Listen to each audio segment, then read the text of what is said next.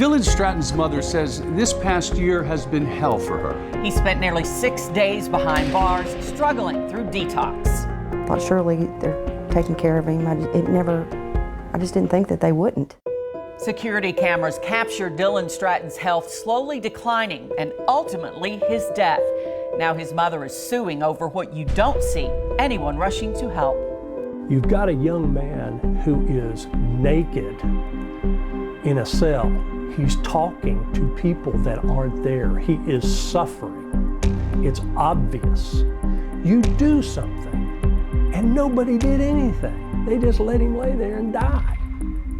As the court battle brews, more questions arise. It's the same health company, but new jailer, who wants to keep what happened in the past from ever happening again. I can tell you that as long as I'm the jailer in Franklin County, I'm going to do the right thing no matter what. Nearly 5 months after our first report, we went back to find out what, if anything, will change. Lee Searcy recently sat down with the new Franklin County jailer. That's the focus of tonight's LEX18 Investigates. When Dylan Stratton was arrested last year, it was his first and last trip to the Franklin County Regional Jail. The jail's own cameras captured his nearly 6 days here, day by day, hour by hour. His mother, Leslie Glass, claims he had a seizure, then slowly detoxed to death due to no emergency medical care. Why? That's the question that I keep asking. Why? Why wouldn't anyone help him? Mr. Stratton, are you going to hire an attorney to represent you? A judge who arraigned Stratton just days earlier in person had this reaction when she saw him over video later, sitting in a chair, unable to speak. Is this a detoxing situation? What is going on? Yes, Your Honor. Have they been medically treated? Yes, Your Honor. Less than 24 hours later, Stratton was found dead on the concrete floor of his cell. The coroner ruled his cause of death cardiac dysrhythmia and noted obesity and chronic drug use. If you'd taken him to the hospital, he would not have died. Days after our story first aired, attorneys for the jailer and his deputies filed paperwork asking a judge to dismiss the case, claiming the lawsuit fails to identify specific actions taken by any particular staff member that contributed to Stratton's death.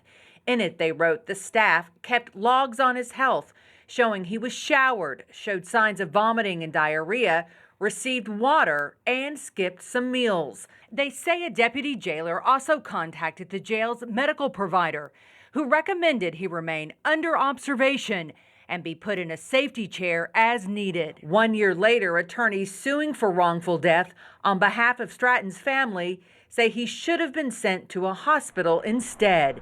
They want to know what the jail and Southern Health Partners, the company hired to medically treat inmates, are doing differently.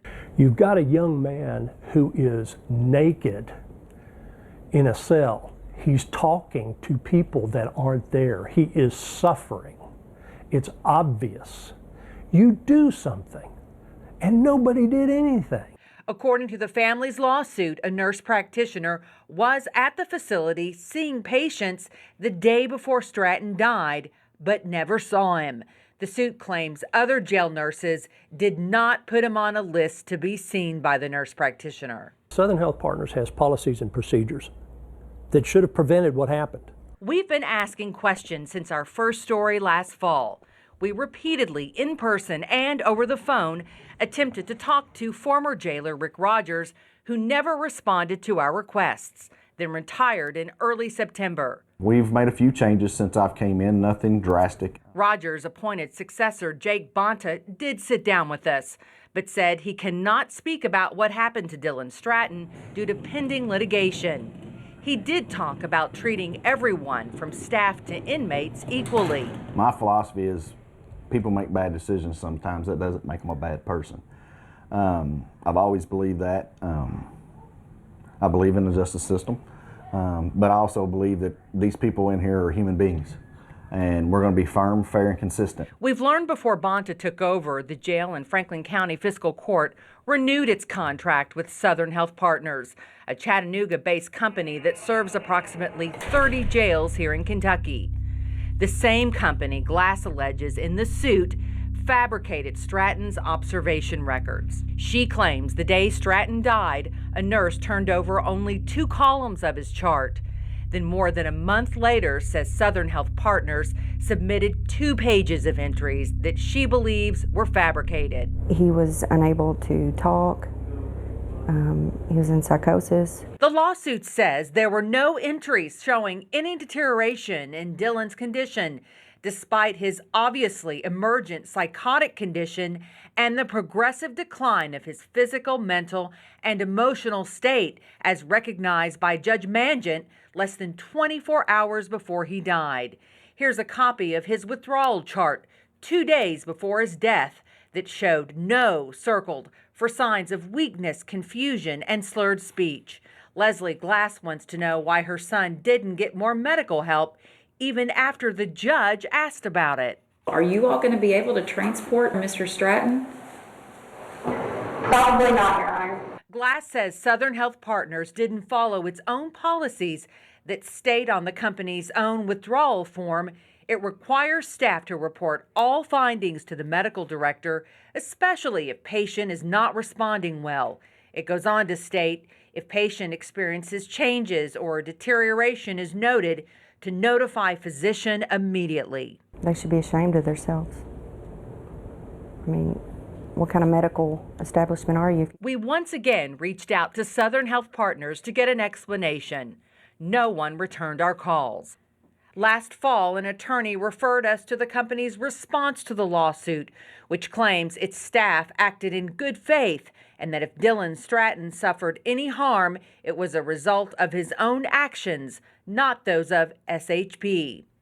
We asked new Franklin County jailer Jake BANTA about Southern Health Partners' new contract. He says the former jailer had already negotiated more medical care at the jail before he took over. On a large percentage of the scale, we're 24 hours a day medical, around the clock medical, and that's helped with incoming people. The medical staff being around the clock is already paid off. There's several incidents where it's already paid off. I can't really get into it with you, but it's overdoses or illnesses? It's paid off is all I'm gonna really say about that, because there's just some things I don't want to discuss about that. We asked him if he's a jailer who will do all the checks and balances to hold his employees and the medical staff accountable to keep everyone safe. As much as possible. I've been to the jailer now for 4 months. I'm not perfect and I'm still learning. But yes, we keep checks and balances on everybody that comes through the door as much as possible. But I want to do the right thing morally and ethically for everybody.